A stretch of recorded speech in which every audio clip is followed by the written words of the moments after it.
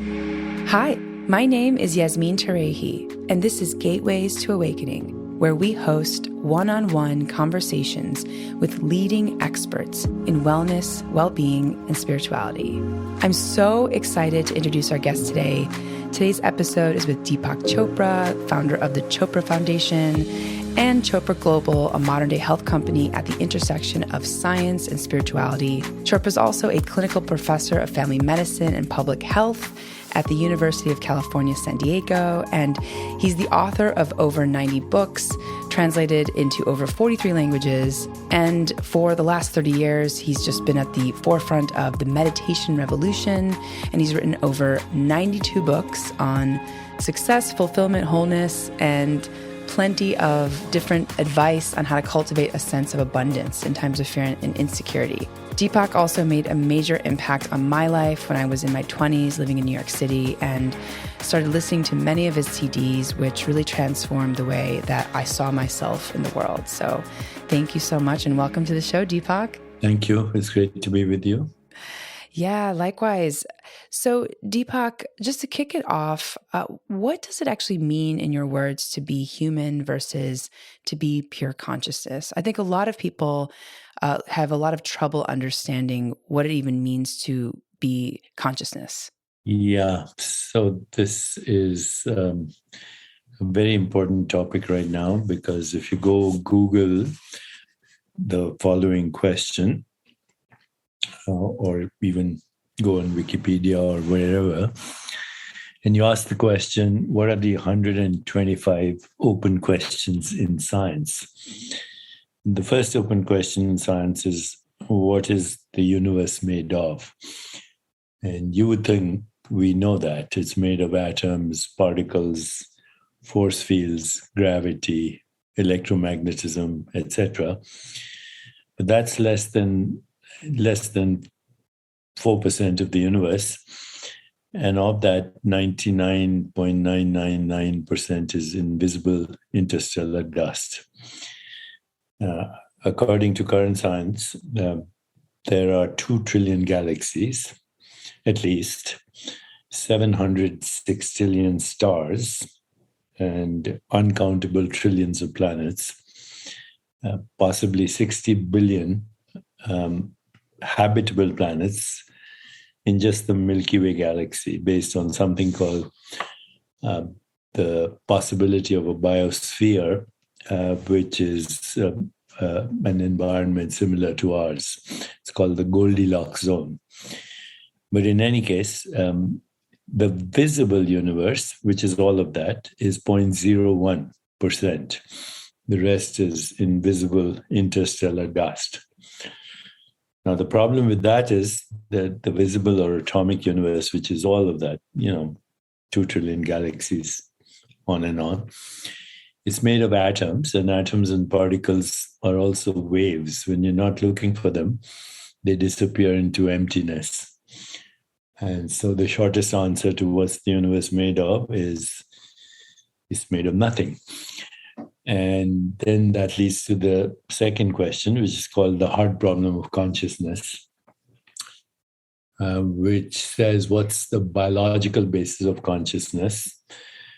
And no one knows how atoms or molecules or force fields or gravity create conscious beings like you and me, or other conscious beings, animals, plants, whatever. So if the universe is made of nothing, why does it look like everything else? That's called the hard problem of consciousness, for which there is no solution at the moment. And science keeps promising us that there will be a solution. But science is based on several fundamental flaws, even though it's very successful. Right now, you and I are having a conversation on Zoom, and we wouldn't have that if we didn't have science. We wouldn't have jet planes. We wouldn't have the internet. We wouldn't have transistors. We wouldn't have anything that we take for granted. 80% of our technology comes from the new science of quantum mechanics, etc. So these are two very important questions. And why are they important questions? Is because they deal with the most fundamental nature of existence. We know we exist, but then our existence these days, anyway, is governed by the mythology that we call science. Here are the problems with current science mythology, not with its practical applications as technology, which we know they work. So one is subject object split, which has there's you and there's everything else. But you and everything else are part of one activity. We call it the universe. So the subject object split is artificial, although useful. Otherwise, you wouldn't be able to do science.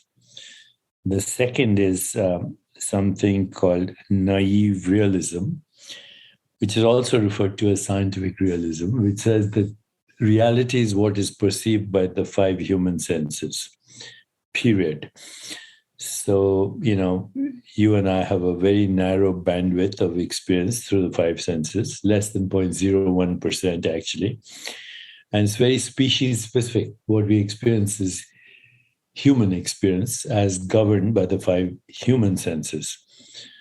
What does the universe look like to a snake that navigates through infrared, or a bat that knows reality through the echo of ultrasound, or even your dog, when you call your dog by its name, does it hear the same sound that you pronounce because it has a slightly different nervous system? So what we call everyday reality, our perceptual experience, is not really an objective reality, although that is the presumption of science, that it's objective. It's a species-specific experience governed by, what the human nervous system and its five senses determine for us. That's the second problem with current science. The third aspect of naive realism says that if humans disappeared, then the universe would look exactly the same to every species, and it would still be there as the human experience, which is obviously ridiculous. So why is all this important? The reason it's important is throughout the ages, humans have asked questions like, what is reality? What is the meaning of death? Does God exist? Do we have a soul? What happens to we after we die? And every iteration of that, right from the beginning of time, has been satisfactory to those people who are embedded in that mythology. So for many Christians, God is a dead white male in the sky. No one's found that. But in general, mythologies that go back to the Middle Ages thought of God as some kind of a usually male persona.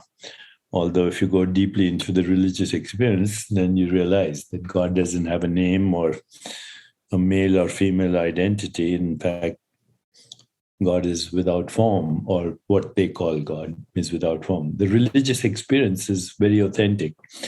It says we are beyond space and time, that our fundamental nature is truth, goodness, beauty, harmony, and death happens to an experience, not to you.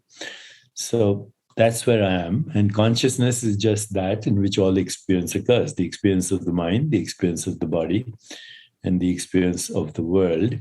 Consciousness has no form, no location, and therefore is infinite. So, Deepak, sort of to unpack that, because there's a lot there. But, so do you believe in a higher power then, or what? Because I want to understand this a little bit more. Like, what's your perspective on why we are actually here? There is only a transcendent higher power. Everything else is an artifact. And do we have, I guess, like if you could look at our life and our choices, you also talk about something in a lot of your work called pure potentiality. So does that mean that there's a number of possibilities that are happening at the same time, or is some part of our lives sort of fixed in terms of the optionality that we have? Yeah, well, fundamental reality is pure potentiality, which means it's always, at all times, infinite possibilities. And it is at all times creative. It is at all times self-organizing. It is at all times self-regulating. And it is at all times self-evolving. Through the ages, people have used different words for that. So God, Ein Sof, Allah, Brahman, it all refers to one single divine, formless, infinite reality. And ultimately, that's all there is. And so when we say, who are we? Well, we usually refer to the body-mind and the experiences of the body-mind. But that in itself is, in a way, an artifact. When you say there's a soul in the body, it can't be found. So there's only two answers, two possibilities to that. Either you don't have a soul or it's not in the body. And the latter seems to be more probable. You are not in the body. The body is an experience in your awareness. What is it that knows the body? The changing body. What is it that knows the changing brain? What is it that knows the changing mind? What is it that knows the changing experience? If you just go deeply into this question, who am I? You find that you will become terribly confused. And not only will you will be bewildered. The bewilderment itself is the holy experience. Everything else that is an explanation works for those people who are embedded in that explanation. So yes, fundamental reality is at all times the immeasurable potential of all that was, all that is, and all that will ever be. Now, if you go to some modern theories of cosmology, like string theory and one of the interpretations of quantum physics, which is called the multiverse, and if you read, say, some of the cutting edge books these days by, say, Sean Carroll, who's the head of physics at Caltech, you couldn't get a better position. Same place where Feynman was a professor. Sean sits on the same desk as Feynman. Einstein was a visiting professor there. The current theories of cosmology, I say there are infinite universes, and that there are infinite versions of you, but they're all based on mathematical string theories and other ways of interpreting quantum mechanics. But turns out they may be right, that in fact, infinity means infinity. It cannot be compromised. So infinity is not subject to birth or death. It's always at all times manifesting. And when I think of infinity, I think of pure consciousness as the ultimate reality. You could give it other names. It doesn't matter. What do you think happens after we die then? Like what's the next phase for you if you want, what's sort of like your own? Depends on what you mean by we. I mean, if you think we means the body mind, which in itself is a perceptual trick. I mean, we say, I have a body. Which one? You started as a fertilized egg, and now you are what you look like on Zoom. And one day, if you're lucky enough, you'll be old and you'll be going all the way to dusty death. The body-mind is an experience. It's not you. If I asked you just now to look around you, and I just ask you one question, what do you see? Let me ask you that question. Where are you now? In your home or wherever? What do you see? I am in Los Angeles in my apartment, and I see my mom's painting in front of me and some plants and a couch. It's in my office, so a lot of books. And you also see your body, right? Yes, I also see my body. Okay, so what is it that is having this experience of your own body-mind? Because you also experience thoughts, you're answering my questions. So you are right now having an experience of body, mind, and your thoughts and all the objects. But you didn't say the most important thing. Most of what you see is empty space. And nobody talks about that. In fact, the body, mind, and empty, and all the objects that you see wouldn't be there unless there was the emptiness of space, which is infinite right now. But we don't even talk about it. So what happens to you, just like if the building is destroyed, the space is still there because it can't be created or destroyed. What happens to you after death is absolutely nothing. You're there right now. Even to answer my question, you had to go back to consciousness, which has no location in space-time. So I did write a book, Life After Death, and it has all the versions of all the religions. And my opinion is they're all equally untrue or all equally true if you identify yourself as a body, mind, and surrounded by objects. But if you go deep into the nature of consciousness, then where you go after death is where you are right now. And you can't even have a thought without consciousness. You can't answer my questions without consciousness. You can't see your body without consciousness, and you can't see the objects without consciousness. So who's you?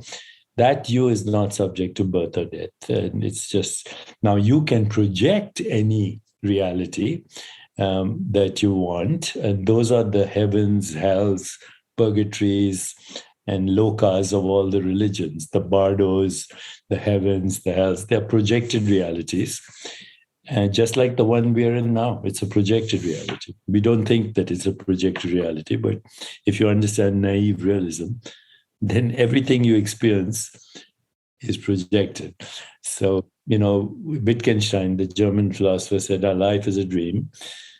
We are asleep, but once in a while, we wake up enough to know that we're dreaming. That's why I joined your podcast, because it's about waking up to reality and waking up from the dream. Same thing that the Buddha said.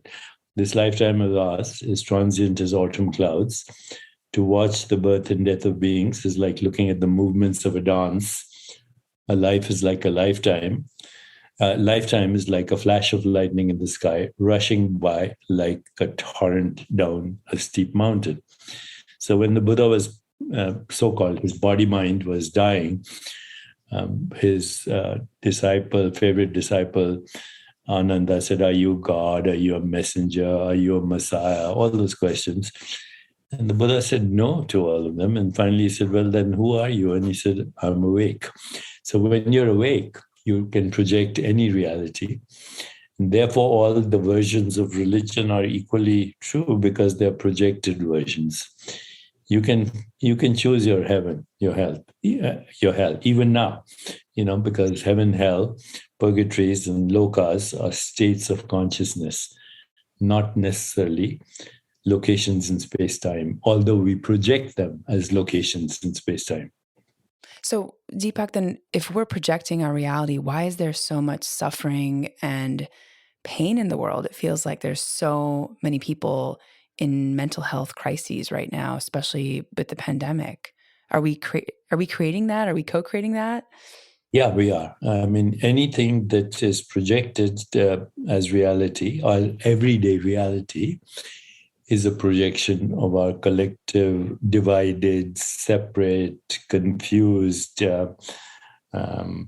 indoctrinated, conditioned mind. And that includes climate change. It includes the pandemics that result as a result of what we call environmental unsustainability.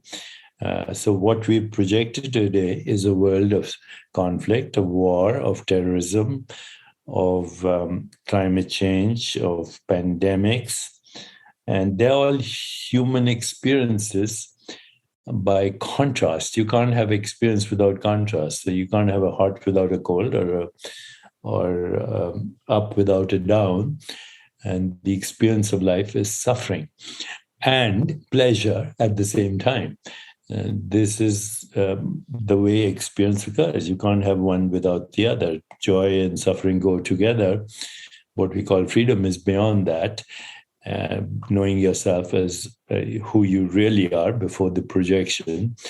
Having said that, the divided mind right now has never been as polarized as before. So what we're risking at this moment, if you divide the entire history of the universe into a 24-hour period, we are less than 1 minute away from what could be called extinction of the human species as a result of this divided mind. And there's no way you can solve this by favoring one over the other. Like I'm right wing, I'm left wing, I'm Muslim, I'm Hindu, I'm Buddhist, I'm Christian, because everybody is convinced that their version is right. And yet, all experience is by contrast. Otherwise, there's no experience. The only way out of the solution right now is for us to realize that there's something that every religion has talked about. It's called love. And love is not a mere sentiment. Love is not a mere emotion. It's the ultimate truth at the heart of creation, that we are one undivided wholeness, differentiating, not even separating, differentiating into innumerable minds, innumerable bodies, and innumerable experiences. Differentiation is not separation. When you were a fertilized egg or a stem cell, that was just one cell, 50 replications, and now there's heart cells and kidney cells and brain cells. They don't think of themselves separately, otherwise they'd be doing their own thing. The stomach doesn't say, why should I digest food for the liver? What is it doing for me? Or, the immune system, why should I protect the whole body? What is it doing for me? Or any part of your body is differentiated from one single reality. And so is the universe. When we experience that experience is called love, which is the ultimate truth at the heart of creation, which every religion has also said that that's fundamental truth. Yeah, I want to double click on the idea of love, but before that, I actually want to go back to some of these concepts because I think it's really important. This projection piece. So we are projecting our own reality, but what about when we're in a relationship? That includes, by the way, your experience of your body and mind. So when we say we, I'm not referring to your body mind, which are also a projection, because what is it that observes or knows the body mind? It's you as consciousness, and that you as consciousness is infinite, but it is now projecting a particular state of consciousness. So if you want to know what you're projecting, just look at yourself and look at the world around you. That's your projection and how you interpret it. And so what about like other people in our lives, like family and friends? Like, are we also projecting our experiences with them, or are they in their own kind of projection and are we just sort of playing that out?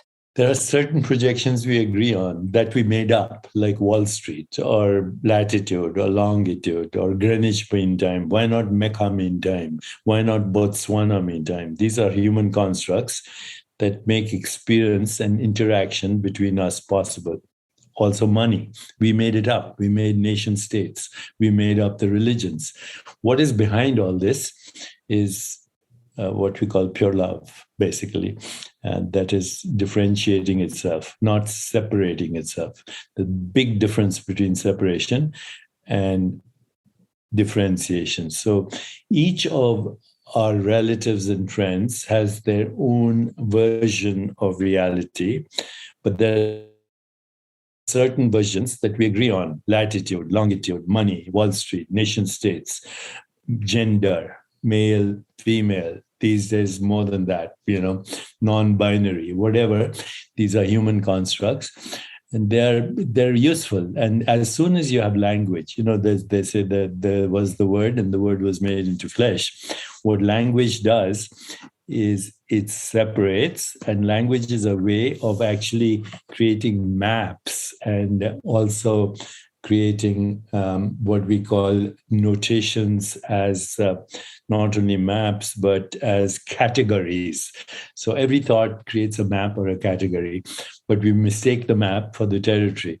You can't eat the menu. You have to actually eat the food. And yet that's what we're trying to do right now. We mistake the map for the territory. A phrase coined by Alfred Korzybski, a great cognitive scientist. Mm. Well, so Deepak, I want to actually talk about the practical applications of this here, because like the world, like you said, is becoming more and more polarized, and people have sort of lost their idea of like themselves and also what it even means to love. So for people who are listening, I think that maybe just like a common example could really ground this.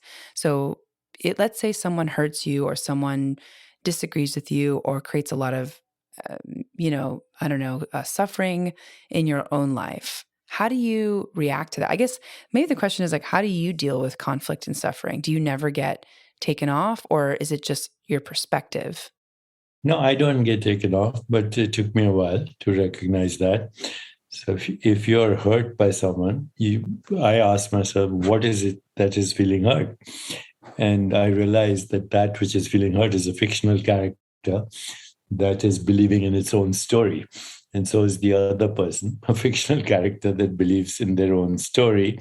And so the conflict recycles eternally forever. But if you go to the most fundamental values of existence, which are called empathy, compassion, joy, love, and equanimity, then you don't have to suffer. Empathy is feeling what another feels. So a mother knows that. She feels empathy for her baby.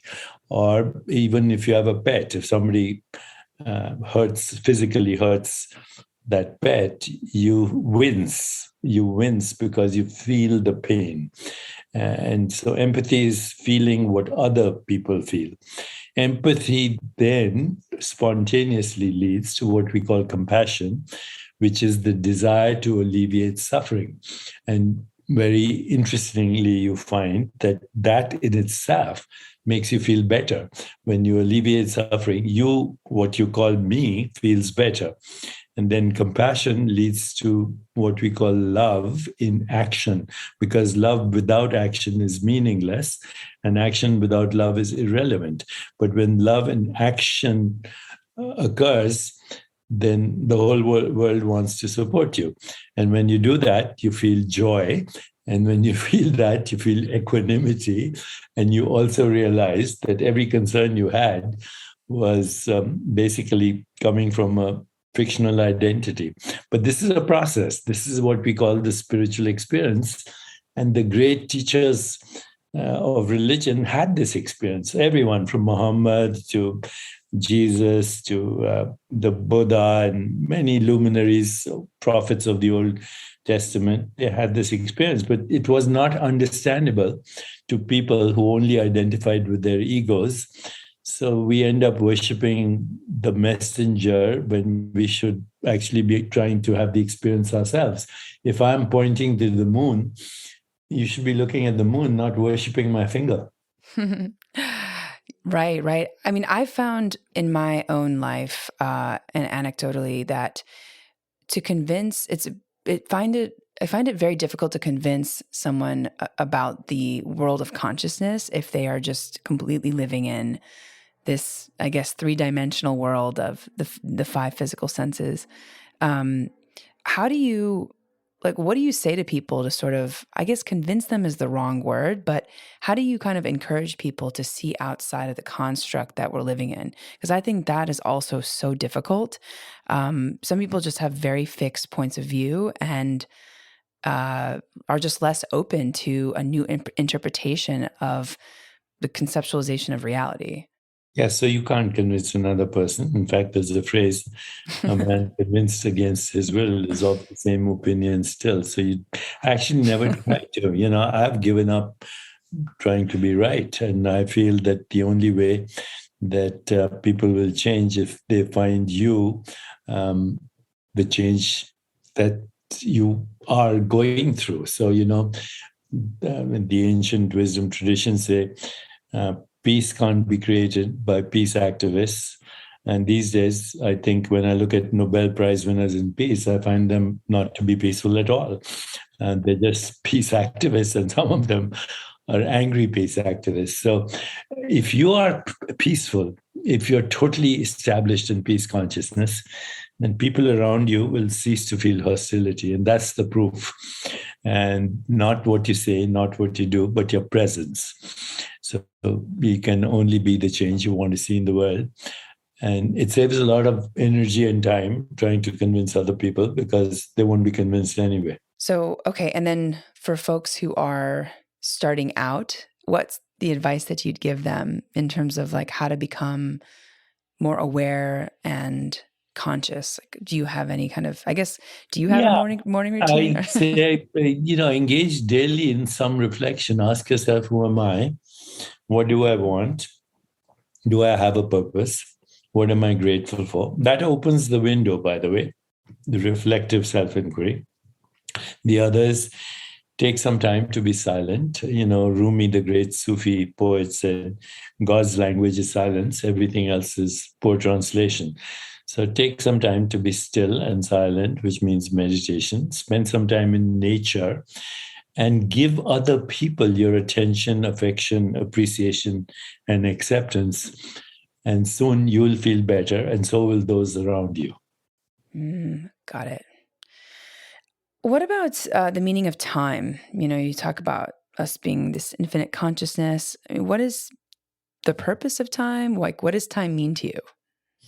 Time is a human construct. I don't think any other species experiences time. So, to be human is to be both conflicted, but also to be godlike in a way, because we are the only people who can create our reality. We can know the only people who can accelerate our evolution. But at the same time, we are in conflict because we have questions, good and evil, birth and death, joy and suffering. It's a byproduct of what we call free will and the ability to imagine. So time is an imaginary construct, just like latitude and longitude are imaginary constructs. The only time is no time, which means now, and now is not in time. Now, as soon as you say what's happening in now, then there's time. So time is subject-object split, and it's the movement of thought using the ego as an internal reference point. The moment you go beyond the ego, there's no time. And that's very joyful. Wow. And Deepak, can you talk to us about what attracted you to this work? And I mean, you've written 92 books and dedicated a lot of your life to this.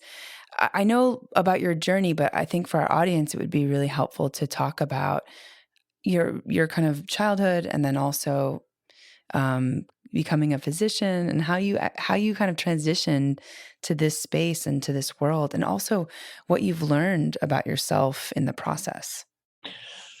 I had a magical childhood. I grew up in India, and I went, my best friends were Parsis and Muslims and Buddhists and Hindus. And the best part was I got to celebrate all the religious festivals, whether it was Muharram or Holi, it didn't matter.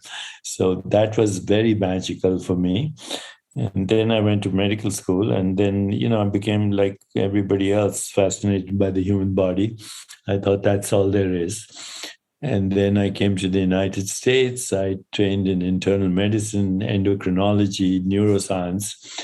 I then became very fascinated with what is now called mind-body connection, which is also an oxymoron because there's no mind-body connection. They're the same thing, just like space-time are the same thing, mass energy are the same thing, body-mind are the same thing. You can't have a mind without a body, and you can't have a body without a mind. They're both different aspects of consciousness. So I moved from, what is called just looking at the physical body anatomically to looking at the body-mind as a unit. And then, strangely enough, I started to question even that. What is fundamental reality? And now this is where we are. So I didn't have a plan. It just happened. You talk about your medical training and endocrinology, and I'm curious, like, what does our biology have to do with our spirituality? I think in maybe one of your books, I remember reading a section about the endocrine system and how how do they all kind of function together? Yeah, so endocrinology is the study of hormones, and they govern almost every function in our body, from reproduction to metabolism to growth. But then I went a little deeper into what is called neuroendocrinology, the molecules of emotion that now everybody talks about: serotonin, dopamine, oxytocin, opiates. There's a new one these days that people are talking about called anandamide. So these are molecules that actually are in the brain, or we found them in the brain, but now they seem to be everywhere, in your stomach, in your heart, in your gut. In fact, 80% of the serotonin in your body comes from your gut through the microbiome. So molecules, I think, neurochemicals, as we call them, I don't call them anymore neurochemicals. They're molecules of emotion, and they mediate what's happening in our consciousness, and how that affects our biology. But then, if you really go deeper into this, even molecules are human constructs for modes of knowing and experience and consciousness. So even molecules are human constructs, just like everything else. And that's what makes the human experience so interesting, because we have all these dilemmas, but we also have all this creativity. Right, right. And I mean, so in some form, like, can you actually, I guess, control your biology with your consciousness? You mentioned that earlier, but I want to double click on that. Well, we have two systems. One is called the voluntary nervous system, which, and if I have to ask you to lift your arm or walk from here to there or take a train to Connecticut, then you use your voluntary nervous system. But there's another part of your body called the autonomic nervous system, which is autonomic because you're not even aware of it. It's regulating your blood pressure right now, your self-regulation, homeostasis, even heart rate variability, everything. That's 99% of what your biology is doing is automatic. And so what is regulating that is consciousness. Can we use consciousness to regulate our voluntary nervous system? We do it all the time. Every time you make a choice, you do that. But in the deeper reality, shouldn't be separating one from the other. You can learn to regulate your heart rate. You can learn how to lower your blood pressure. You can learn to regulate your emotions. You can learn to regulate your biology. That's actually a much more interesting way of living life than to just make choices based on the conditioned mind, which is a bundle of conditioned reflexes and nerves constantly being triggered by people and circumstance into predictable outcomes. Yeah. So most people, other than when they wake up, are like algorithms. They're basically robots, and life goes by, and you end up being a robot all your life, which is not really a very interesting way to live. Oh yeah, it's so interesting. I have read in a lot of places that you could change in 1 minute versus 10 years. It really just depends on your awareness of your own limitations. And I think it's so interesting when we dive into our own perspective on reality, because I think a lot of us assume that we know certain things, but it seems like there's so much more that is left to interpretation. And I always just find that I'm actually so humbled by what I don't know every time I learn something new, like when you have a total complete shift in your own reality, and everything changes. Yeah, that's what, again, Rumi, a great Sufi poet, said, exchange your cleverness for bewilderment, because the more you know, the more your ignorance will be revealed. Which is what Socrates said. The only thing I know is I don't know. That's powerful. Wow. So Deepak, you recently wrote a new book about being metahuman. I'd love to have you tell us, like, what does that word mean? What does it mean to be a metahuman, and why did you write the book? Meta means beyond, and human in this case means beyond the human divided conditioned mind, the awake mind, which is all we've been talking about. And, recently I've started taking kind of forays into what we call the metaverse and meta adventures. And actually, on social media, I'm being attacked. They think I'm working for Mark Zuckerberg because he changed his company to Meta. But for me, meta human plus meta reality is the metaverse, which means if you wake up, you can create your own reality. And that's why I wrote the book. Yeah, it's so funny. I was just thinking about that too, the metaverse. And Hmm. I think that's a cosmic joke there. Absolutely. So, what do you think has surprised you the most since you've been doing this work? Like, is there anything that kind of sticks out that is a surprise to you? The most surprising thing is that people take their existence for granted. And they're not, I mean, we should be bamboozled and surprised that we exist. And if you are surprised every moment that you exist, then your existence is full of joy, wonder, curiosity. It's an adventure, it's a play. And you also then are not very defensive about your own projections, and you don't attack other people for their projections. So the surprise to me is that we're not surprised. Oh, I love that. And yeah, I guess people are unconscious about being unconscious, essentially. That's it. So, what do you think is the future of humanity, especially in the last year and a half or so since the pandemic started? I mean, there's been so much movement. I feel like there's been so much transition and change in so many people's lives. Like, I just have noticed, even my own life, there's been a lot of displacement of friends and family and community, and I'm sure that's going to, continue to grow.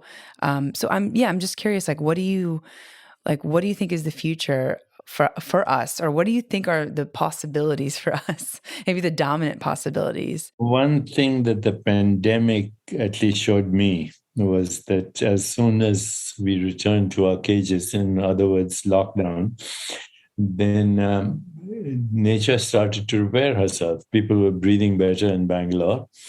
You could see the stars at night in Hyderabad. You could see the Himalayas. Nature was celebrating. So who's the pathogen on this planet? It's human beings. And so, the last extinction was 65 million years ago when a meteorite fell on this planet and dinosaurs disappeared within a matter of weeks and we emerged. So one thing is to know that humans are not needed for the viability of the biosphere. In fact, they are the pathogen. The other is this is an opportunity to be more humble, to come together for the whole world and focus on a more peaceful, just, sustainable, healthier, and joyful world. We right now have all the technologies to reverse climate change, to resurrect the human microbiome, the genetic information of the planet, and create a more socially and economically just world. But we're not doing it because we're not emotionally and spiritually connected to our own self. And if we were, then we'd have a different story. Even the words we use, there's me and the environment, when in fact there's only the biosphere. And you are not living in an environment. The earth is recycling as your body. The rivers and waters are recycling as your circulation.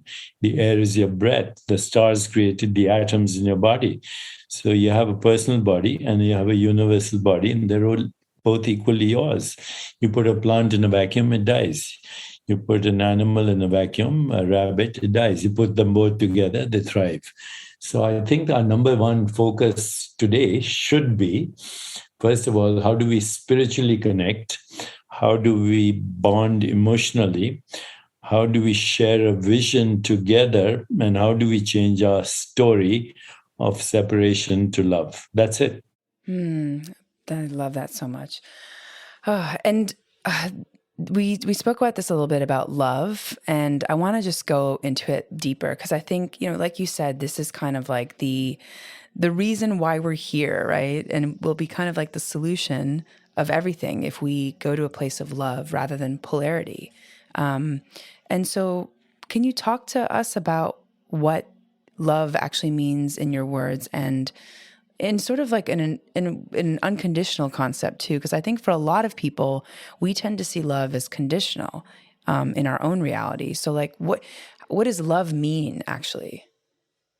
Conditional love is not love, it's self-importance. That's it. And it's fear. But love, even though we experience it as a sentiment, it's our desire to find unity consciousness, to find liberation from suffering. So love is the ultimate truth at the heart of creation.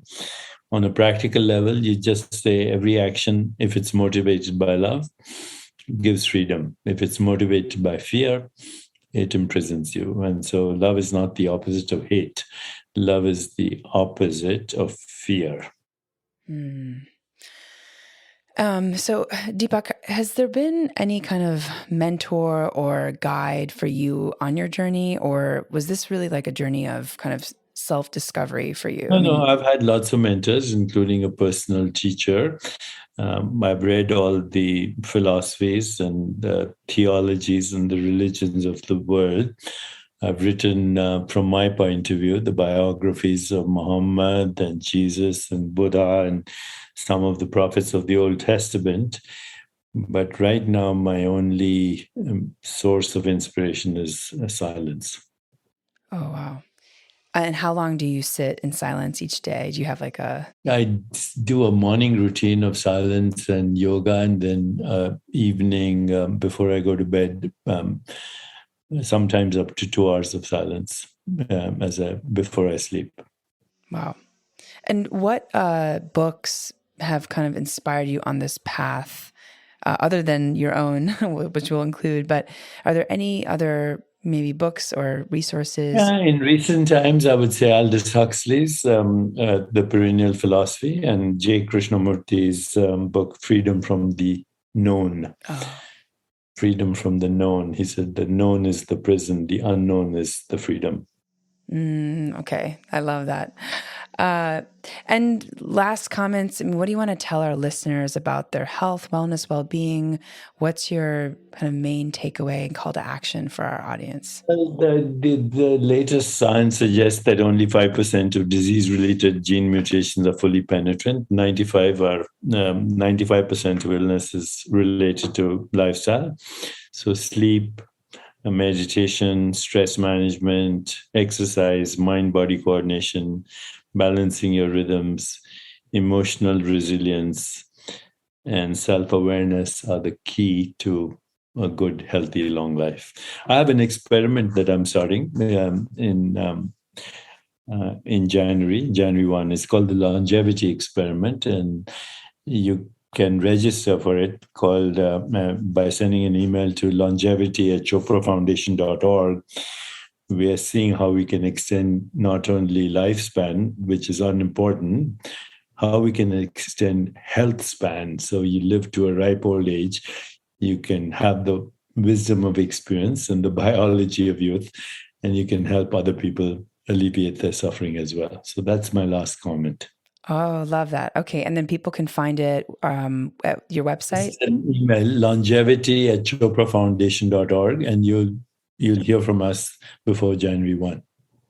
Excellent. And are there resources that you can point folks to in order to learn more about you and get more involved in the Chopra Foundation? Right. So with two websites. One is choprafoundation.org, and the other is just called chopra.com, which is the Chopra Global business part of what we do with corporations and well-being in general. But Chopra Foundation is where you'll find all the research and all the other aspects we're doing. We have a program called neveralone.love to prevent suicide prevention, especially among teens. So do check out www.neveralone.love. I love that so much. Oh, Deepak, thank you so much for your time. I feel like this went so fast. Thanks so much. And Thank you. Send me a link when you're ready. okay, yes, will do. Thanks. Okay, all the best. God bless. Thank you. Bye, Deepak.